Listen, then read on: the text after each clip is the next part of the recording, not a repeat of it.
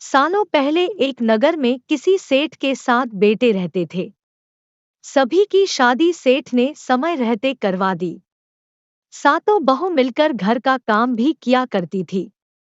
उन सभी में से सेठ की सबसे छोटी बहू खूब संस्कारी थी।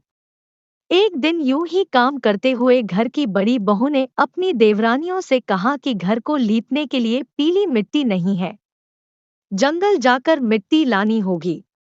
जेठानी के ऐसा कहते ही सभी उसके साथ घर लीपने के लिए मिट्टी लाने के लिए निकल गए। सभी खुरपी से मिट्टी निकाल ही रहे थे कि तभी सबसे बड़ी वाली बहू को एक नाग नजर आया।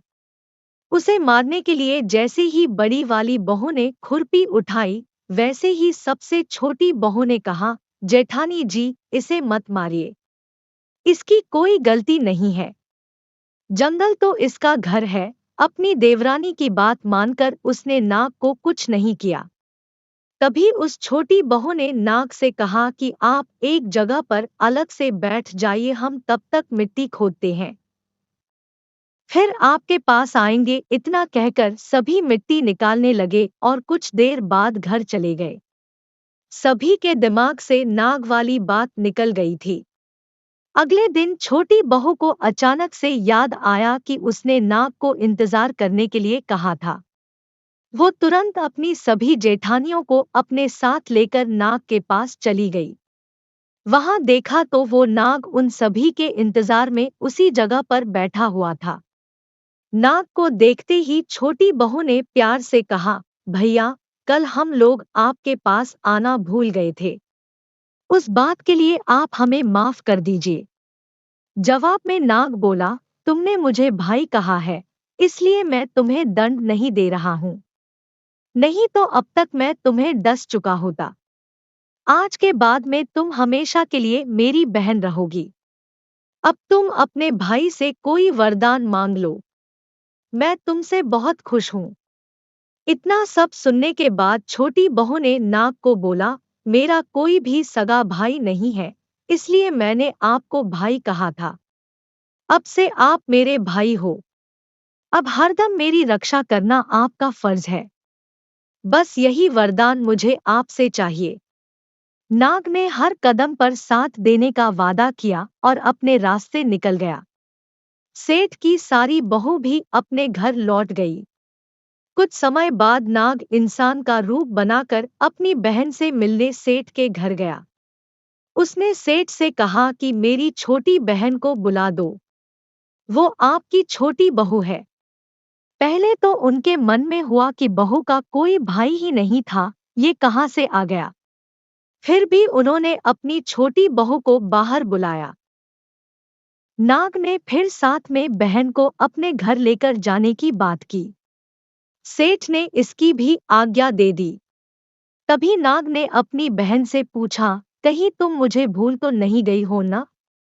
जवाब में बहन बोली, नहीं भैया, मैं आपको बिल्कुल नहीं भूली हूँ। फिर नाग ने कहा, मैं तुम्हें अपने घर लेकर जा रहा हूँ, तुम मेरी पूंछ पकड़कर चलती रहना पीछे। उसकी बहन ने वैसा ही किया। कुछ ही देर बाद वो एक बड़े से मकान में पहुंच गए। वहां हर तरफ सोना चांदी और अन्य कीमती सामान थे। वहां नाग की बहन आराम से कुछ दिनों के लिए रहने लगी। नाग की माँ भी उसे खूब प्यार करती थी। एक दिन नाग की माँ ने छोटी बहू को अपने भाई के लिए दूध लेकर जाने के लिए कहा। छोटू बहू ने दूध को गर्म किया और भाई को पीने के लिए दे दिया। अब गर्म दूध पीते ही नाग का मुंह जलने लगा। ये सब देखकर नाग की माँ को खूब गुस्सा आया। नाग ने किसी तरह से अपनी माँ के गुस्से को शांत किया और बताया कि उसकी बहन को नहीं पता था कि मैं गर्म दूध नहीं पी सकता हूँ। अब नाग के परिवार के साथ कुछ समय बिताने के बाद सेठ की छोटी बहू अपने घर जाने लगी। नाग ने अपनी बहन को खूब सारी दौलत और आभूषण देकर विदा किया। बहू के साथ घर में इतना सारा धन आते देख सेठ और उसकी जेठानियां हैरान हो गई। एक दिन नाग की बहन को घर की बड़ी बहू ने कहा कि तुम अपने भाई से और सोना चांदी लेकर आओ, उसके पास तो खूब पैसा है, वो तुम्हें मना नहीं करेगा। छोटी बहू ने अपने भाई नाग को यह बात बताई। इसके बारे में पता चलते ही नाग ने अपनी बहन का घर तरह तरह के आभूषणों से भर दिया।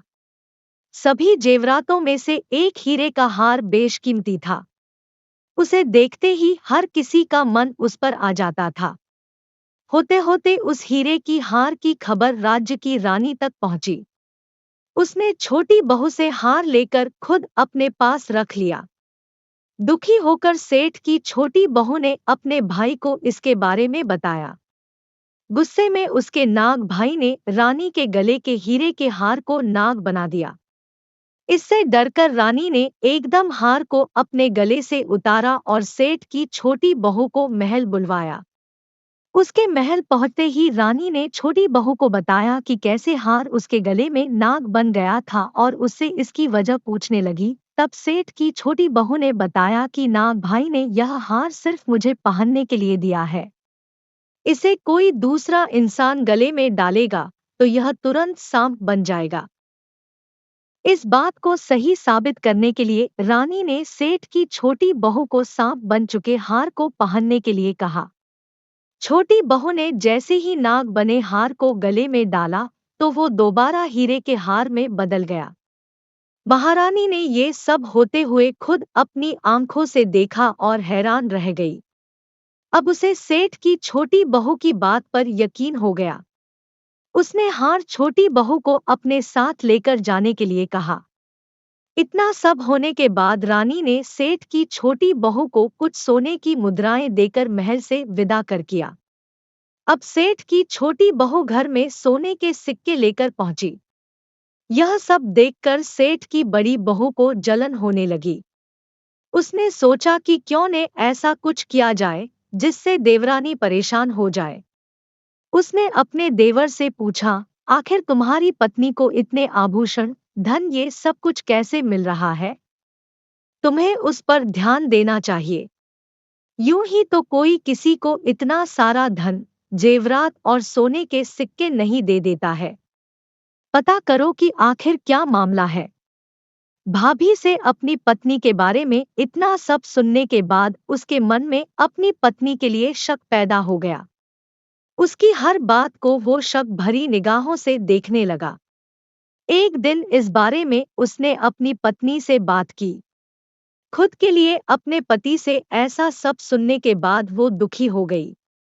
उसने सीधे अपने नाग भाई से मुलाकात की और अपने पति द्वारा कही गई सारी बातों के बारे में बता दिया। अपनी दुखी बहन को देखकर नाग को भी गुस्सा आया।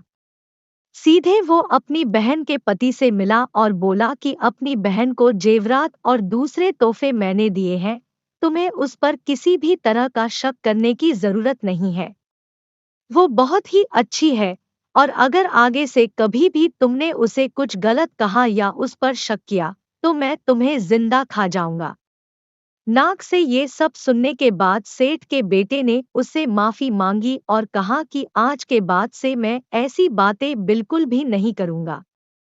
आप मेरे ऊपर गुस्सा मत कीजिए। मैं आपकी बहन को किसी तरह का दुख नहीं होने दूंगा। इतना कहकर वो सीधे घर गया और अपनी पत्नी से भी माफी मांगी। उसके बाद दोनों खुशी खुशी साथ में रहने लगा। इसी तरह सेठ की छोटी बहू हर तरह की मुसीबत में अपने भाई को याद करती और वो उसकी परेशानी को दूर कर देता। इसी तरह नाग पंचमी का त्योहार शुरू हुआ और सभी महिलाएं नाग को अपना भाई मानकर पूजते हुए उन्हें दूध पिलाने लगी।